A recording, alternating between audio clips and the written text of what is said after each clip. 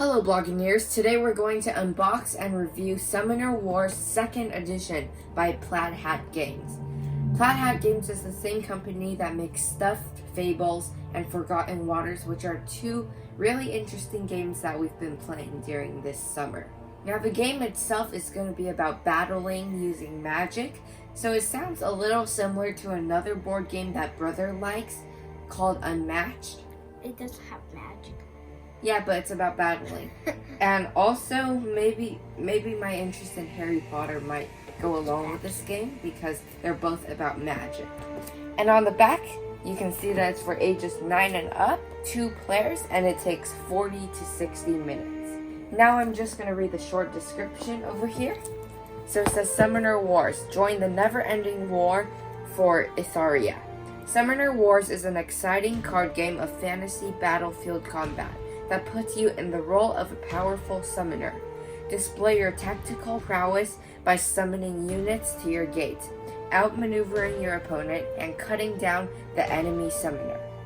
Countless unit types, a wide variety of spells and abilities, and the option to build your own decks all make for a game to entertain, play after play. This master set contains 6 different summoners, along with all the units and spells of their respective factions, a battlefield to fight across, and a custom dice to help your wage war. Want to mix things up? Swap out units and abilities with those from different factions sold separately, and see if you can design the ultimate army. Oh, also they show a picture of each of the 6 summoners on the front of the box.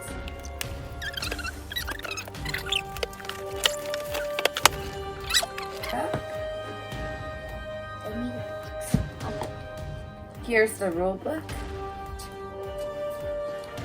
There's an introduction on the first page. Then it tells you the object of the game. Okay, so this game is for 2 players, right? Only 2. Only 2 players, just like Unmatched. No, Unmatched you can play with like 4. Oh, never mind. The components we're going to show you in a bit. They tell you the game setup, and then the turn sequence, and information about all the rules in the game. And there's a glossary at the back. There's punch-out tokens, probably for like health and stuff. The game board. Wait, let's open the game board.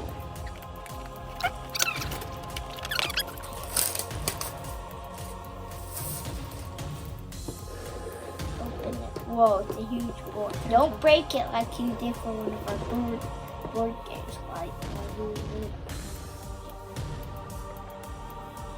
There's the game board. You can't see it, but you guys can. I have no idea what it looks like. It looks pretty cool. I cannot see it at all. Just lay it down. They already saw it. Oh. Yeah. There's a whole bunch of card spaces. There's a meter over here. It goes from 0 to 15. Oh, there's the order of where you... down here is where they tell you the turns.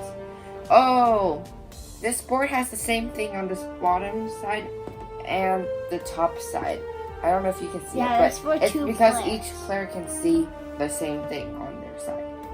And they'll sit across from each other.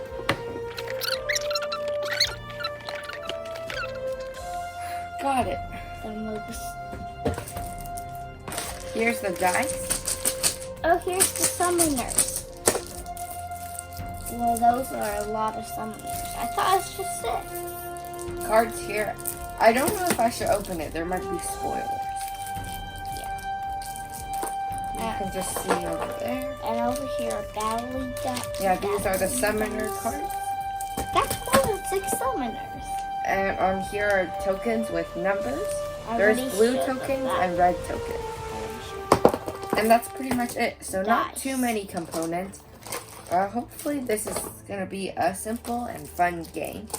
So we're going to play it, and then once we're done playing, we'll come back with our overview and final thoughts. Oh yeah, and also you can order this at the link in the description. And we're back. Here are the rules of Summoner Wars 2nd Edition. The objective of the game is to destroy the opponent's summoner. To set up the game, the players place their summoner, 2 starting units, and starting gate on the battlefield as shown on the back of the summoner's card. Each player then draws 5 cards from their deck. During your turn, there are 6 phases. Phase 1, Summon. You may summon any number of units from your hand to the battlefield by spending a number of magic equal to the unit's cost. Then place it on an empty space adjacent to a gate you control. Diagonals are not adjacent. Phase 2, Move. Move up to 3 different units you control, up to 2 spaces each. Units can only move into and through empty adjacent spaces. A structure cannot move unless its effect allows it to. Phase 3, Build. Build any number of gates and other structures from your hand to the battlefield by paying its cost, then placing it on an empty space adjacent to your summoner or in the back 3 rows. Phase 4, Attack. Attack with up to 3 different units you control. First, you declare a target. Melee units can attack adjacent spaces, and ranged can target up to 3 clear straight spaces away. Next, you roll a number of dice equal to the attacking unit's strength. Lastly, you add 1 damage to the target for each symbol rolled that matched the attacking unit's symbol. Phase 5, Magic. Discard any number of cards from your hand to gain 1 magic for each card. And lastly, Phase 6, Draw. If you have fewer than 5 cards in your hand, draw back up to 5. You cannot draw cards if your draw pile is empty. Event cards can be played on your turn during the phase listed on the card and by paying the cost. And you win the game by being the only summoner that remains on the board. And now our final thoughts. So first we're going to rank the 6 factions because I feel like this is a very essential part of the game. When you play different factions, it makes the game feel totally different because they each have special powers. Let's rank them from our least favorite to favorite. Our least favorite is Rhett Talus. He's part of the Fallen Kingdom. The reason why I don't really like him that much is because when I played with him, you basically have to make sacrifices in your team because you have to do damage to your own self before you can destroy the opposing side. So it involves a lot of sacrifices and it's kind of hard to earn magic. Our 5th favorite faction is the Cave Goblins, and the leader, the summoner, is called Sneaks. Even though the Cave Goblins were, they were not bad. It's just that, well, even though all of the stuff were free. Yeah, because for the other 5 factions, when you summon the commons and all the characters, it typically costs magic to do. But with the Cave Goblins, it's free to summon almost everything, which means you can have a lot of different characters on the board at once. The problem with that is that your deck can run out quickly, and when it runs out, you cannot reshuffle. And also, the lives are there, you only have so much lives, and they don't do much damage. From here on, we really like the other 4 factions.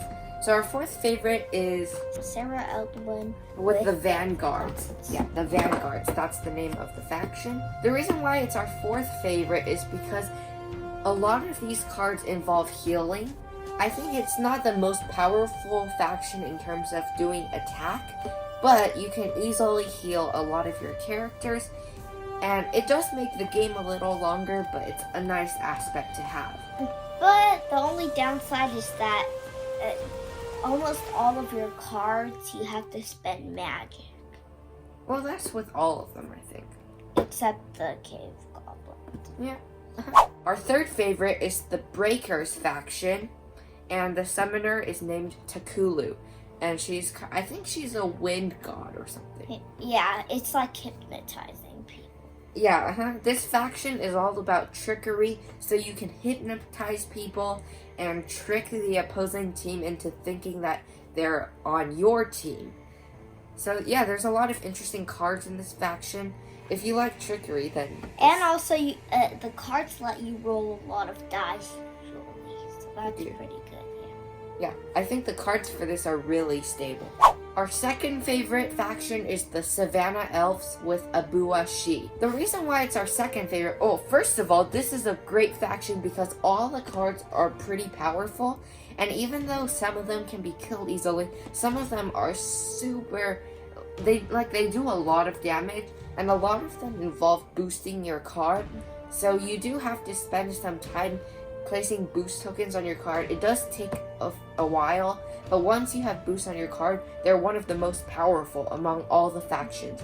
There is one card in here that's called Midi Mumway, and it has like 11 lives, and it can get up to 6 attack power. This might not make sense to you, but it's the most strong card out of all of them. We feel that it's a little bit too powerful because if you manage to obtain that card, it's like a tree. His name is Midi Mumway. And I like to call it Mini Mumway thing. Yeah. If you manage to obtain the card, you can pretty much guarantee win the game. So since it's a little too powerful, it's our second favorite. And lastly, our favorite faction is the Polar Dwarves with Svara. This was also a really strong faction, but unlike the Savannah Elves with the Midi Mumway tree card, there wasn't really a card in here that felt too powerful. They were all very stable, and this was probably one of the most fair and best factions to do. I guess the specialty with the Ice team is that there's a lot of structures, so you can spawn new characters in almost any part of the board. Because there's like a structure with like 2 lives or something that can move and also attack and also spawn characters. Yeah, so this faction's really good for summoning and also attacking. And the health, the amount of lives that these characters have are pretty good. And that is the ranking for all 6 characters. I really like the battling sense of the game and how each faction feels totally different. Brother, do you have any thoughts about the whole overall game? I don't know. I like them all. And that is Summoner Wars. If this looks fun to you, you can purchase it at the link in the description, and we'll see you next time. Bye!